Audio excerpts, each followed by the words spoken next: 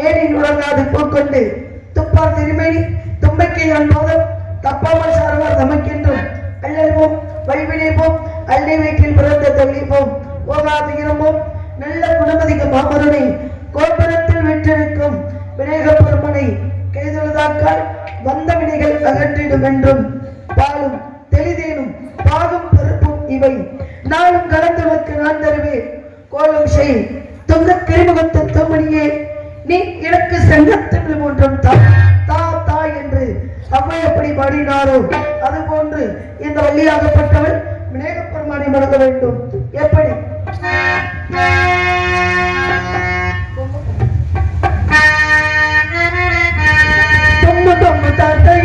எனக்கு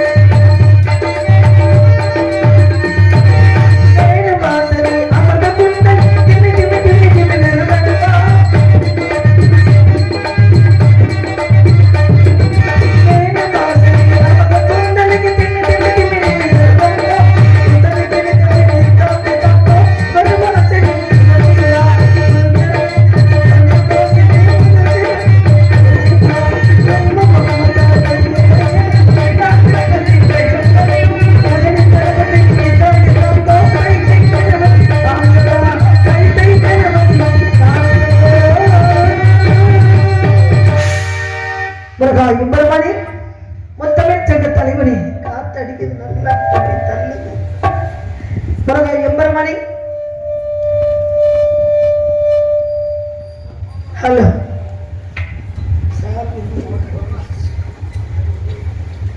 எம்பெருமானே மொத்தமிழ்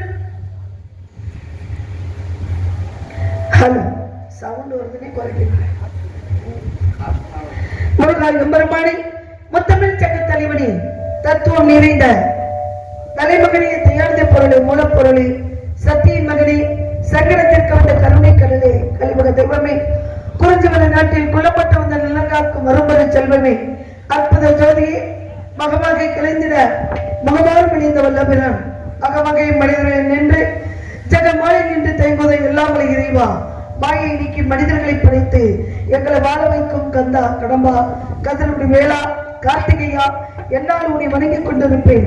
எந்த வள்ளிக்கும் எந்நாட்டு மக்களுக்கும் எல்லா வளங்களும் நலங்களும் வாரி வாரி வழங்க வேண்டும் முருகா என்று முருகப்பெருமானை வள்ளியாகப்பட்டவள் வணங்க வேண்டும். எப்படி வணங்க வேண்டும்?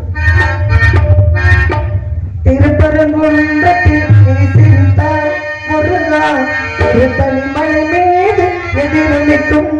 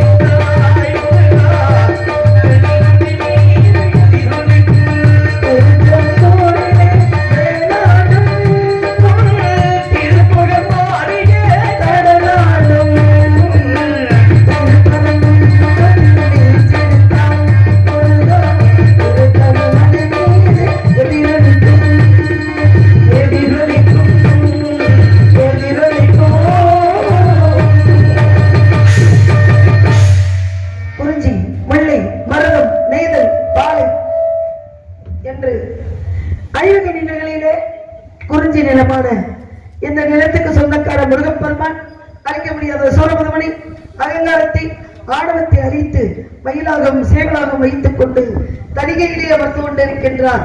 கோபத்தோடு இருக்கக்கூடிய முருகனுக்கு செந்தனி என்று சொல்லக்கூடிய முழுமையான தானியத்தை பயிர் செய்திருக்கின்றோம்.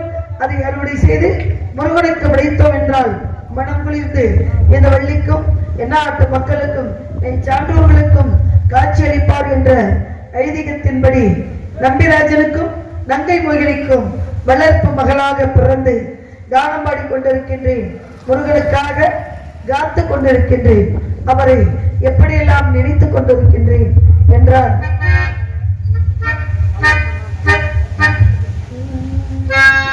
ராசாவே நம்பி இந்த ரோசா போயிருக்கின்ற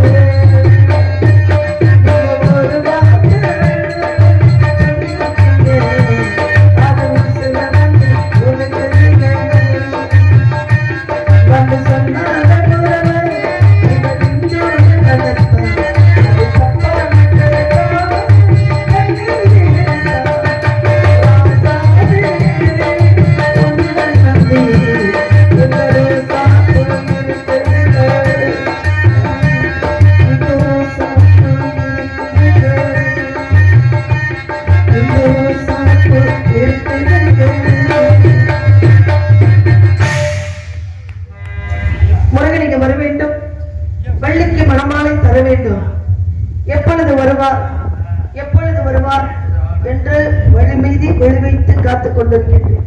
நல்ல காத்தடி பாத்தீங்களா? எல்லாரும் முக்கியம் இல்ல தந்து காத்து இல்லாம இயற்கைங்க.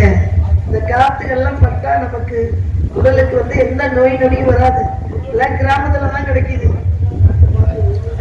ஆமா, இந்த மாதிரி காத்த பார்த்து டவுனுக்குள்ளே இருக்கிறதுனால செயற்கையான பேன் என்று சொல்லக்கூடிய இயந்திரத்துலதான் காத்த சுவாசிக்கிறோம்.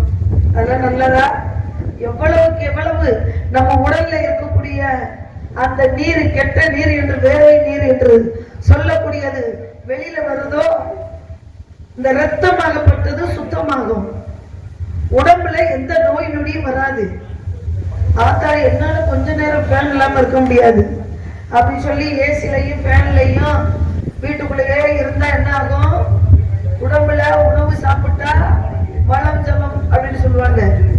ரத்தத்தில இருந்து வரக்கூடிய நீரு இந்த உடல்ல இருக்கக்கூடிய ஒவ்வொரு ரோமங்கள் வழியாக வெளியில வந்தாதான் நோய் நொடி இல்லாம நம்ம வாழ முடியும். இந்த ஏசியை போட்டுக்கிட்டு ஃபேனை போட்டுக்கிட்டு இப்படியே நீங்க உள்ளுக்கே வேர்க்காம இருந்தீங்கன்னு வச்சுக்கோங்களேன், என்ன ஆகும்? உடம்பு பருமன் ஆகும். பருமனான என்ன ஆகும்? ஆயுசு கம்மியாயிரும். இதுதான் உண்மை. எல்லாம் நம்ம தாத்தா பாட்டை போட்ட காலத்துல எல்லாம் பாத்தீங்களா, வயசானவங்க 120 வயசு வரைக்கும் வாழ்றாங்க. உண்டா இருக்கிறவங்க வாழ்றாங்களா? ஒல்லியா இருக்கிறவங்க வாழ்றாங்களா? ஒல்லியா சாப்பிடாம கஞ்சியே இல்லாத மாதிரி இருப்பாங்க. பணக்காரவங்களா இருந்தாலும் இப்படி ஒல்லியா மத்தலா இருக்காங்க பாத்தீங்களா, அவங்கதான் 90-100 வயசு வரைக்கும் வாழ முடியும். உடம்பு வச்சு பருமனோட வாழ்ந்தோம்னு வச்சுக்கோங்களேன், ஆயுசு கம்மி தான். உண்மை. ஏன்னா இந்த உணவு நம்ம சாப்பிடும் பொழுது இன்னும் கொஞ்சம் சாப்பிட்டா தேவையில்ல அப்படின்னு சொல்லும் பொழுதே கை கழுவிடணும். நல்லா பவர் முட்டை சாப்பிட்டோம்னு வச்சுக்கோங்களேன், செமிக்காது. பெரியவங்க கூட என்ன சொல்லுவாங்க, குழந்தைக்கு பசி எடுத்தவன பால் குடிப்பாங்க பெண்களை. அப்பதான் கொடுக்கக்கூடிய பால் பிள்ளைக்கு செரிமன் ஆகும். அது போன்று மனிதர்களை 3 வேளை உணவு உண்ண சொன்னாங்க. 3 வேளை உணவு மட்டுமா நம்ம உண்றோம்? இடையில மிச்சரு, காராச்சம், பூந்தி, சிலேபி, அல்வா, அது இது உள்ள தள்ளுறோம் இல்ல. அப்ப ஒரு மிஷின் என்று சொல்லக்கூடியது கல்லை இன்னைக்கு அரைக்குது. கல்லுல வீடு கட்டுனாங்க. இன்னைக்கு கல்ல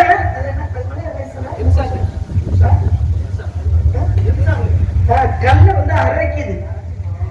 அப்ப கல்ல அரைச்சு மாவாக்கி அதுல சிமெண்ட கலந்து கொண்டு வந்து தராங்க. இன்னைக்கு வீடு கட்டுறோம். அப்பேற்பட்ட கல்ல அரைக்கிற மிஷின் கூட 1 வருஷம் 6 மாசம் தான் தாங்கும். அதுக்கு மேல அதுவும் பழுதாயிரும். ஆனா இந்த உடம்புக்குள்ள இருக்கிற மிஷின் இருக்கு பார்த்தீங்களா, இந்த மிஷின் எப்ப நம்ம குழந்தையா பிறந்தோமோ அதுல இருந்து நம்ம வயசாகி பெரிய மனுஷியாகி சாகும் வரை இந்த மிஷினை பத்திரமா பார்ப்பது நம்மளுடைய கடமை. ஒரு மிஷினுக்கு இலவான உணவுகளை தரணும். அதுக்குதான் முன்னாடி எல்லாம் கூழுகளை சாப்பிட்டாங்க, இலைத்தலைகள் என்று சொல்லக்கூடிய கீரை சாப்பிட்டாங்க, தயிர் முயல் சாப்பிட்டாங்க. ஆனா இப்பெல்லாம் என்ன தெரியுமா, எவ்வளவுக்கு எவ்வளவு நம்ம சைவமா வாழ்றோமோ, சைவம் சாப்பிட்டு வாழ்றோமோ அவ்வளவு அவ்வளவு நம்ம உடல்ல நோய் நொடி வராது. நம்ம ஆயுளும் பலப்படும். எவ்வளவுக்கு எவ்வளவு நம்ம கறி சாப்பிடுறோமே, 4 மெல்லுக்கு மேல மெல்ல முடியாது, உள்ள இழுத்துரும். அப்ப அது ஒரு கல்லு மாதிரி. அது போய் இந்த உடம்புக்குள்ள அந்த மிஷினு செமிக்க வைக்கணும் அப்படின்னா சாதாரணம் இல்லை. 2 மணி நேரத்துல 1.5 மணி நேரத்துல செமிக்கக்கூடிய சாப்பாட்டை 5 மணி நேரம் சமைச்சா அது என்ன ஆகும்? உடலே கெட்டு போயிடும். அப்ப சாப்பிட்டது செமிக்காம போயிடும். 40 வயசுக்கு மேல அதுல இருந்து நோய் நொடி ஒண்ணு தொட்டுச்சுன்னா வந்துகிட்டே இருக்கும். ஆகையினால பசிக்க விட்டு சாப்பிடுங்க. 3 வேளைக்கு இடையில கனமானது எதையும் சாப்பிடாதீங்க. 3 வேளை சாப்பாடு. ஏன்னா சாப்பாடை பத்தி வள்ளி இவ்வளவு நேரம் பேசுறாங்கன்னா, மனுஷன் சாப்பாட்டுலதான் உயிர் வாழ்றான்.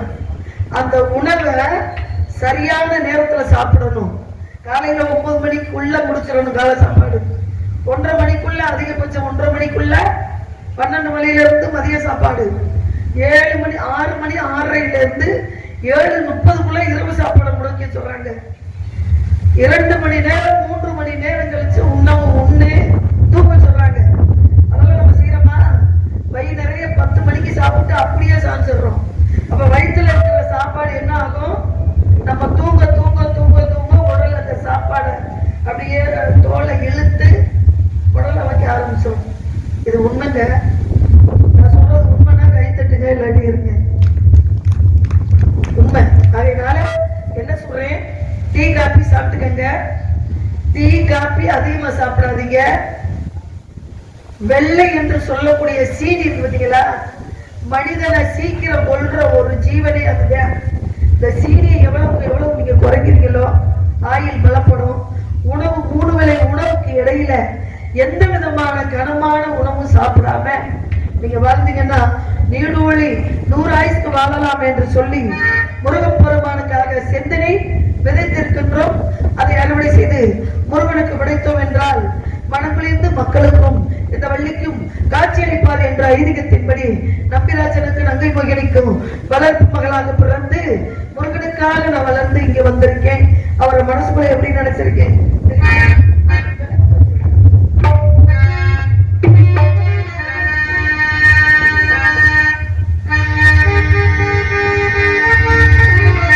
மெலக்கு வச்ச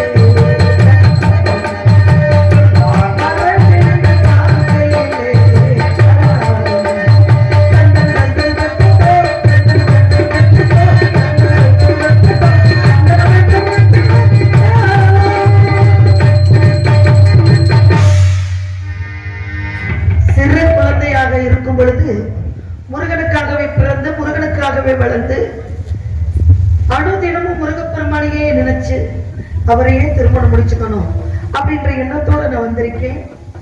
1 வயதல்ல, 2 வயதல்ல, 5 வயதில் இருந்து அறியாத சிறுமியாக இருக்கும் வரைக்கும் அவர் தான் வர வேண்டும். மணவாளராக அவரைத்தான் வர வேண்டும். அவரைத்தான் திருமணம் பண்ணி கணவராக ஏத்துக்கணும் அப்படின்ற மனக்கோட்டையில நிக்கிறேன். எனக்கும் முருகப்பெருமானுக்கும் காலையில என்ன காலையில என்ன காலையில என்ன காலையில திருமணம். திருமணம் முடிச்சு என்ன நடக்கும்? இப்படி அதை போய் பண்ணிட்டீங்க. அதுதான் சொல்றேன், எப்படி போய் பண்ணிக்கலாமா? சரி இருக்கட்டும். திருமணம் முடிஞ்சு அதெல்லாம் நீங்க இல்லைங்க. திருமணம் முடிஞ்சு என்ன நடக்கும் அப்படின்னா, திருமணம் முடிஞ்சு மொய் நடக்கும். அப்புறம் மொய் முடிஞ்ச உடனே சாப்பாடு. அதுக்கு முன்னாடி அதுக்கு மேல இருக்கட்டுங்க. திருமணம் முடிச்சு முதல் இரவு நடக்கும். எங்க தினைக்கு முதல் இரவு வந்துகிட்டு இருக்கு. ஆமா, இத்தனை இரவு வந்துகிட்டு இருக்கு. முதல் இரவுன்னு சொன்னாங்களே, எதற்காக அப்படின்னா, முதல் இரவுல அந்த மனசை விட்டு பேசிக்கிறாங்க பார்த்தீங்களா, அந்த ஒரு எண்ணமும் அந்த ஒரு ஈர்ப்பும் அந்த ஒரு பேச்சும் ஒரு ஆணும் பெண்ணும் அன்னைக்குதான் பேசப்படுறாங்க. அதனாலதான் எந்த இரவு மறந்தாலும் முதல் இரவு என்று உனக்கும் எனக்கும் மனசு விட்டு பேசக்கூடிய அந்த பேச்சுக்கும் அந்த எண்ணத்துக்கும் இந்த மாதிரி ஒரு பரிமாற்றத்துக்கும் முதல் இரவு. அப்பேற்பட்ட முதல் இரவு முடிஞ்ச உடனே என்ன நடக்கும்? காது கொடுத்து கேட்டேன் குவா குவா சத்தம் அப்படின்ற மாதிரி குவா குவா சத்தம் எங்க இருந்து வருங்க? ஆணும் பெண்ணும் சேர்ந்து வாழையடி வாழையாக வாரிசுகளை தருவதுதான் குடு இன்பம் அப்படின்னு சொன்னாங்க. காசு இருந்தா பெற்ற தாயை தவிர எதை வேணாலும் வாங்கலாம். காசு இல்லைன்னு வச்சுக்கோங்களேன், நம்ம திருமணம் முடிக்கிற அன்னைக்கு சாப்பிடுற கதவு திறக்கவே கூடாது. 16 பிள்ளைங்களை பெத்துட்டுதான் திறக்கணும். இருக்கிறவன் நீ முடிச்சுக்கிறா. ஆனா என் புருஷன் வெக்கப்பட்டு இருந்தாலும் அவர் நான் எப்படி தெரியுமா கூப்பிடுவேன்? ஆரீரோ ஆராரோ ஆரீரோ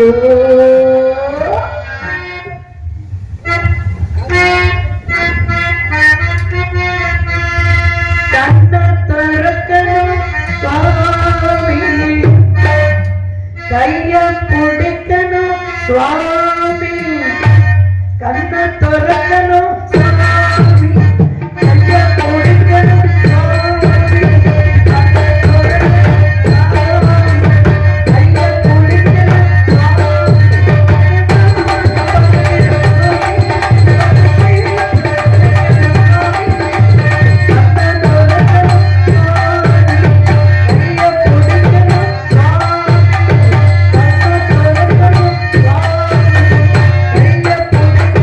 சுவாமி.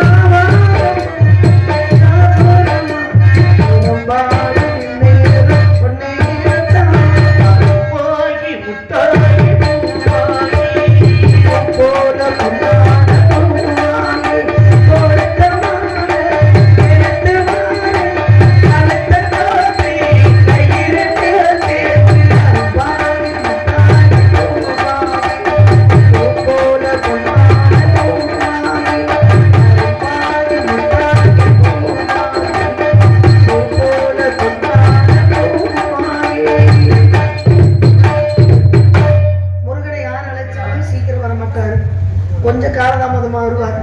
ஆனா வள்ளி முருகா முருகா அருமுகா முத்தமிழ் முருகா வந்துவிட வேண்டும் முருகா, சீக்கிரம் விரைவாக வர வேண்டும் முருகா அப்படின்னு வேண்டிக் கொண்டே இருந்தேன் என்றால் பாருங்க, நான் சொல்றேன் வந்துட்டு இருக்காரு. இங்க பாருங்க வேலை பிடிச்சிட்டு வர்றாரு. உங்களுக்கு தெரியாதா? எனக்கு தெரியுங்க. அப்பேற்பட்ட முருகப்பெருமான் எப்படி தெரியும்?